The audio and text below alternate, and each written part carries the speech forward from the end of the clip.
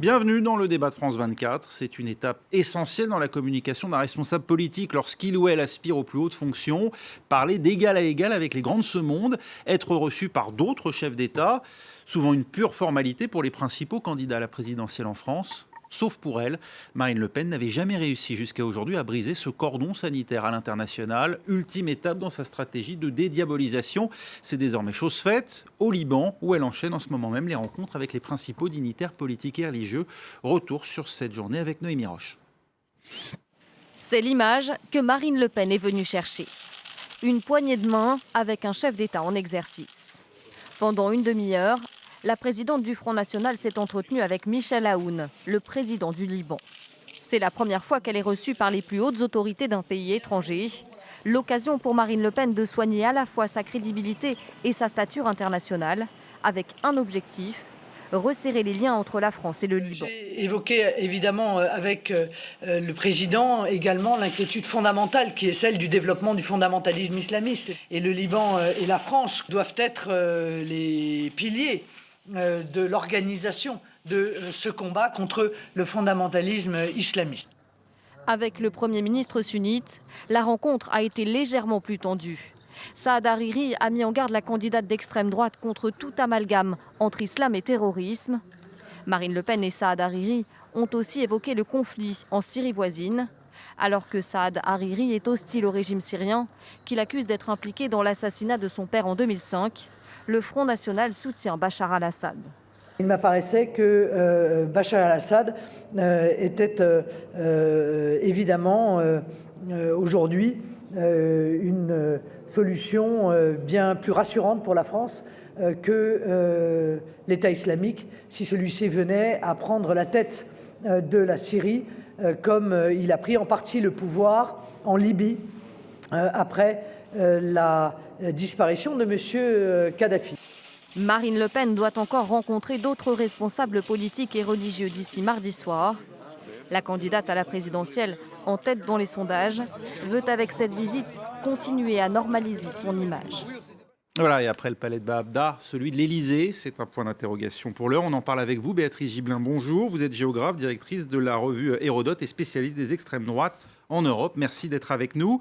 Face à vous, Jean Garrigue, historien, spécialiste de politique française. Vous êtes professeur président du comité d'histoire parlementaire et politique. Vous enseignez à Sciences Po et vous êtes l'auteur d'Élysée Circus, une histoire cinglante des présidentielles aux éditions Taillandier. Bonsoir. Jean-François Colossimo, vous êtes directeur des éditions du CERF, professeur à l'Institut de théologie orthodoxe. Et votre dernier ouvrage, Les hommes en trop, la malédiction des chrétiens d'Orient, c'est aux éditions Fayard, paru en 2014.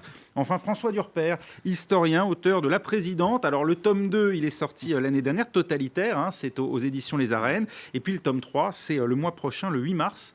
Et ça s'appelle La Vague. La Vague, voilà. Là, je piège mon éditeur parce qu'on était encore en doute. Oui, parce que j'ai cherché le titre, je ne l'ai pas trouvé. Mais non, mais c'est la première fois sur que Internet. je le donne. Mais France 24 a toujours les infos, les premiers. Merci beaucoup, François Durper. Et comme le titre l'indique, vous imaginez la présidence Marine Le Pen après son accession à l'Élysée en mai prochain.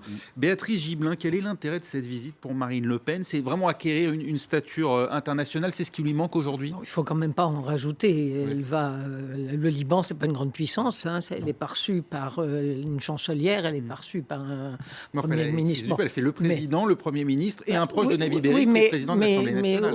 Mais au Liban, c'est toujours comme ça, dans la mesure où chaque confession a un poste précis. Le président est chrétien, le premier ministre est sunnite et le président du Parlement... mais ça prouve qu'elle ratisse large, finalement. Non, elle ratisse pas large. Et moi, je pense que c'est pas cette analyse-là qu'il faut faire. D'abord, les liens entre Michel Aoun et le FN sont anciens. Quand il a été en exil en France, après, entre 90 et 2005, il avait des relations régulières. Il y a un personnage, Yvan Benedetti, qui est aussi un personnage qui sert d'intermédiaire avec Michel Aoun depuis longtemps. Il n'est plus au FN. Il a été exclu du FN pour des déclarations très intempestives et très antisémites, anti-Israël. Bon, il fallait qu'il en fasse quand même un certain nombre pour être exclu. Mais mais il jouait un rôle tout à fait important. Oui. Sa femme était candidate au municipal à Lyon. Donc il y a des liens anciens entre les chrétiens que représentent une partie Et des pas chrétiens. que les chrétiens d'ailleurs. Non, On va voir justement quels sont les réseaux du Front National là-bas. Une partie des chrétiens majoritaires qui représentent. Donc c'est pas quelque chose de si étonnant que ça. Oui. Et moi, je n'en ferai pas quand même le C'est pas un grand cas d'école, marchepied, le grand D'accord. marchepied à l'international de Marine. On va en parler dans un instant. Mais sur cette question même, Jean Garrigue, du pédigré à l'international que se doit d'avoir tout candidat sérieux, tout postulant sérieux à la présidence de la République, il faut rappeler que Marine Le Pen aujourd'hui est en tête des sondages et on verra dans la deuxième partie de cette émission où la situent aujourd'hui les enquêtes d'opinion. Mais on a un précédent quand même, un exemple, Donald Trump qui avait rencontré à peu près personne d'important. Il avait réussi à rencontrer le président mexicain quand même. Bon, ça ne l'a pas empêché d'être élu. Est-ce que c'est vraiment obligé aujourd'hui, un passage obligé ? Oui, les structures mentales ne sont pas les mêmes aux États-Unis qu'en France. Et en France, ça fait partie des passages obligés. D'ailleurs, si je ne m'abuse, François Fillon devait y aller au Liban et l'affaire Pénélope a un petit peu Emmanuel Macron transformé ses projets. Qu'est-ce qui attire les hommes politiques français au Liban ? D'abord, il y a une amitié historique, des liens historiques depuis un siècle avec le Liban. Ça fait partie d'un partenariat, je dirais, inévitable. Et puis, c'est une pointe, mais ça, nos amis le diront mieux que moi, mais ça fait partie quand même d'un nœud diplomatique au Moyen-Orient. Donc, ça fait partie vraiment des passages, non pas obligés, mais enfin, c'est un passage important. Et puis, il y a les liens du Front National avec les chrétiens libanais. Mais pour revenir à la campagne proprement dite, oui, c'est quand même un effet d'image intéressant pour elle, au moment où en plus elle réémerge un peu plus encore dans les sondages. C'est quand même un moment intéressant pour Marine Le Pen, c'est sûr. Jean-François Colosimo, ces liens historiques du Front National, ils sont de plusieurs natures, parce qu'il y a d'un côté les phalanges chrétiennes, les chrétiens maronites, qui pendant longtemps, en tout cas pour certains, étaient hostiles à la présence syrienne sur le sol libanais. Et puis il y a aussi le Hezbollah, dont sont proches un certain nombre d'amis intimes de Marine Le Pen. Oui, enfin, historiquement, le Liban, c'est ce pays chrétien au cœur d'un monde arabe musulman que la France a voulu voir naître, qu'elle a assisté, façonné par la culture française, avec ces maronites qui sont des chrétiens d'Orient très particuliers. Ils ont toujours été tournés vers l'Europe, vers la France, et ils sont toujours voulus très distincts du monde arabe qui les environne. Alors ces maronites, ce sont eux qui ont été au cœur de la guerre civile de 1975-1990, en professant à ce moment-là une forme véritablement de front contre l'islam, qui a recueilli, dans ces années-là, évidemment, l'adhésion de l'extrême droite en France. Thibault de la Tocquenay, qui est un élu Front National, explique que tout jeune, il est parti au Liban rejoindre ses phalanges chrétiennes pour faire le coup contre les Druzes dans le Chouf. Il y a d'autres personnes aussi. L'un des grands protagonistes de ces phalanges, c'est Samir Jaja, qui est aujourd'hui le seul politicien libanais hors du front collectif qui est aujourd'hui gouvernemental. Pas dans la coalition au pouvoir, on va dire. Qui a été condamné pour des crimes de guerre. Et qui a eu comme avocat, entre autres, Valéran de Saint-Just, qui est l'avocat de Marine Le Pen. Ça, c'est pour la façade, j'allais dire, presque acceptable. Et puis, il y a une façade plus occulte, celle qu'entretient des personnes comme Frédéric Chatillon, directement avec Damas via le Hezbollah. Bien sûr, ou encore un avocat d'affaires, Eli Hatem, qui est un franco-libanais, et qui, lui, est à la fois à Paris, proche de l'Action française, et à Beyrouth, qui est proche de tous les milieux de pouvoir. Puisque le communautarisme libanais, c'est un peu ça le problème de Marine Le Pen, c'est qu'elle arrive dans un monde qui est très compliqué. Pourquoi ? Les chrétiens se sont divisés à partir de 2005. Il y a ce qu'on appelle le front du 8 mars, une grande manifestation pro-Hezbollah que va rejoindre Michel Aoun, qui est un maronite, qui est aujourd'hui le président, et puis d'autres chrétiens, dont Jaja et les autres, qui vont joindre Hariri, le clan sunnite, qui est pro-américain. Depuis, la vie libanaise est divisée. Donc, lorsque Marine Le Pen arrive, en plus, elle est pro-Bachar. Or, par exemple, les phalanges, qui étaient les amis de son père, eux, sont anti-syriens, puisqu'ils sont très nationalistes libanais. D'un autre côté, quand elle rencontre le général Aoun, il a changé. Le général Aoun était peut-être fréquenté Jean-Marie Le Pen lorsqu'il était en France, mais aujourd'hui, le général Aoun, c'est l'allié du Hezbollah, c'est-à-dire du Parti de Dieu, du parti chiite, qui aujourd'hui, en fait, tient le Liban, tient les frontières libanaises. Oui. Et puis il a rencontré lui aussi Frédéric Chatillon, je crois qu'on a les photos. Absolument. Et donc Marine Le Pen, finalement, arrive dans un Orient très très compliqué, où elle n'a pas de véritable partenaire et où elle doit faire cette démonstration de présidentialité, en fait, dans un contexte ultra-communautariste, d'abord, il faut le dire, ce qui ne va pas tout à fait avec ses propres sentiments, et ensuite, avec un immense problème, c'est qu'elle l'a annoncé, elle veut supprimer la double nationalité, et là, évidemment, les Libanais, la plupart des Libanais ont au moins une double, si ce n'est une triple nationalité, et particulièrement, il faut savoir qu'un Libanais sur deux vit hors du Liban, mais ce Libanais sur deux qui vit au Liban, 1 sur 2 est chrétien. Oui. Donc, lorsqu'on veut favoriser en quelque sorte les chrétiens d'Orient, on n'interdit pas aux Libanais d'être franco-libanais. C'est aussi simple que ça. François Durper, pour plagier le général de Gaulle, est-ce qu'on peut venir dans l'Orient compliqué avec des idées simples comme Marine Le Pen, en prenant bien en tête la lutte contre le fondamentalisme islamiste avec des interlocuteurs. Bon, d'ailleurs, Saad Hariri lui a rappelé, il ne faut pas mélanger islam et islamisme.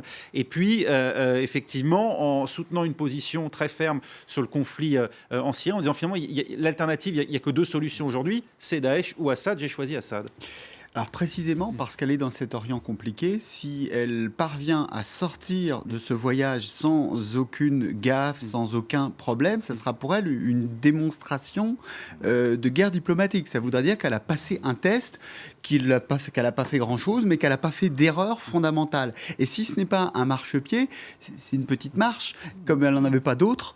Du coup, pour elle, c'est, si vous voulez, le plafond de verre, on l'a souvent conçu comme un plafond de verre national. Ce qu'elle est en train de faire depuis plusieurs mois, c'est de montrer qu'elle peut casser le plafond de verre de l'extérieur. D'abord avec l'effet contagion, Brexit, victoire de Donald Trump, avec l'effet mimétisme, Donald Trump, c'est quelqu'un qui parle comme moi, ils sont comme cela, il faut face à eux des gens qui sont comme eux, et puis l'effet carrure, stature, je rentre dans un club, je rentre dans le club des chefs d'État. Et d'ailleurs, écoutez ce qu'elle dit depuis quelques minutes, elle répète en boucle, j'ai rencontré le président, je rencontre le Premier ministre, je vais rencontrer le ministre des Affaires étrangères, si elle en peut en choper un autre, elle va dire qu'elle rencontre, du président, etc. Alors ça, bon. Et puis suivez son compte Twitter.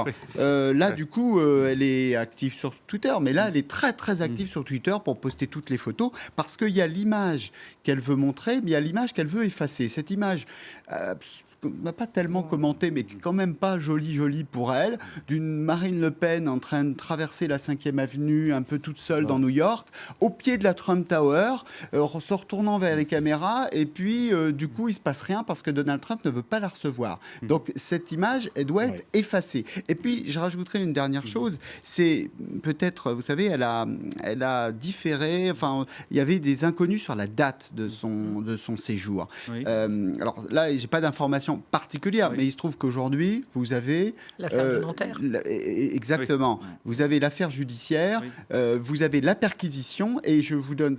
Je viens juste de voir les images sur d'autres chaînes, et peut-être même sur la vôtre.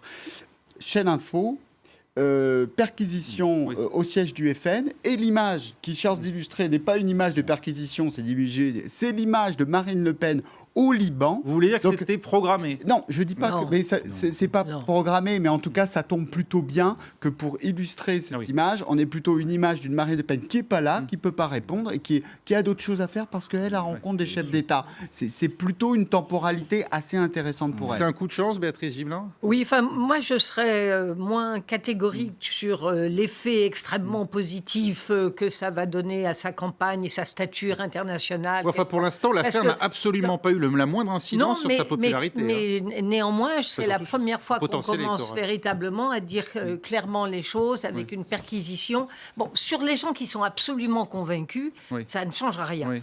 On le voit bien avec Fillon. Il a tout un électorat qui votera Fillon. Oui, sauf que lui, il a perdu des points depuis le début de cette affaire. Marine Le Pen, pas du tout. Non, mais parce qu'elle avait déjà un socle, bien sûr, mais on sait déjà depuis un moment qu'elle est à 25%.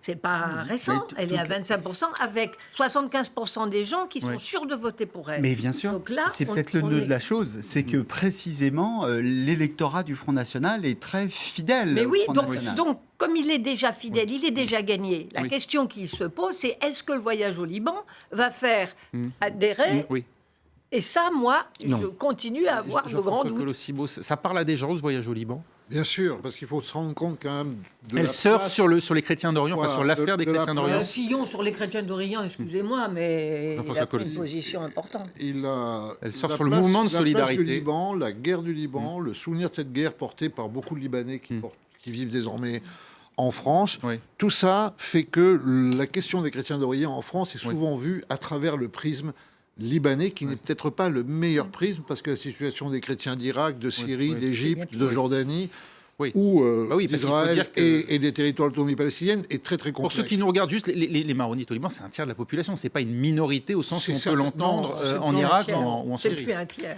Ça n'est plus un tiers aujourd'hui. Depuis l'immigration. Non, mais ça n'est plus un tiers réfugiés. aujourd'hui. Aujourd'hui, les chiites Oui. sont majoritaires au Ouais. Liban de manière très très claire. Ouais. En attendant, la constitution du pays veut que le président soit maronite. Il a fallu 2 années pour que, en fait, le clan plutôt pro-américain accepte Aoun, qui, répétons-le, lui est pro-iranien. Pour Oui. aller très vite, c'est beaucoup plus complexe. L'idée fondamentale, c'est que, en allant là-bas, c'est aussi une manière de dire nous tenons bon. Finalement, face à ce monde proche-oriental.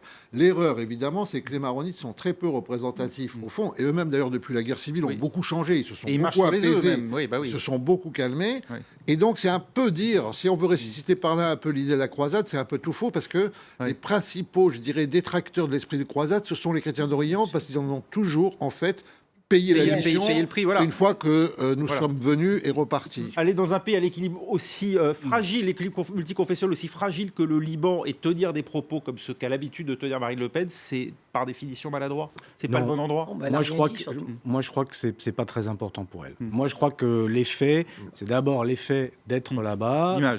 de s'adresser à un chef d'État, et deuxièmement, de dire des choses très très simples et qui parlent à son électorat, c'est-à-dire de dire, moi, c'est le rempart au fondamentalisme, et de dire aussi quelque part, regardez, moi, ma diplomatie, elle va quand même être beaucoup plus claire, beaucoup plus simple par rapport à Bachar el-Assad. Il doit être notre allié. Oui. Ça aussi, c'est un discours transgressif. Et ce discours transgressif, dans notre période, là, dans ce moment, dans la campagne présidentielle, c'est quelque chose qui parle. Alors, est-ce que ça parle ? Est-ce que ça lui donne une marge de manœuvre pour aller plus loin ? Moi, je pense pas. Je pense que ça parle à son électorat. Oui. Ça va rien lui donner auprès des catholiques qui voteraient plutôt pour François Fillon, cette droite catholique qui a été le noyau dur de François Fillon. Mais en revanche, ce discours-là de fermeté, c'est quelque chose qui résonne dans son électorat. On va passer à François Durper dans un instant. On marque une courte pause et on se retrouve avec François Durper dans le débat.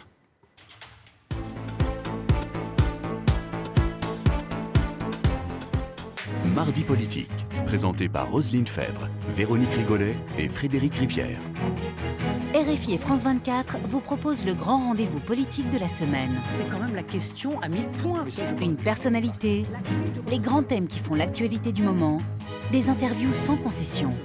Mardi politique, à écouter sur RFI et à voir sur France 24 et France24.com.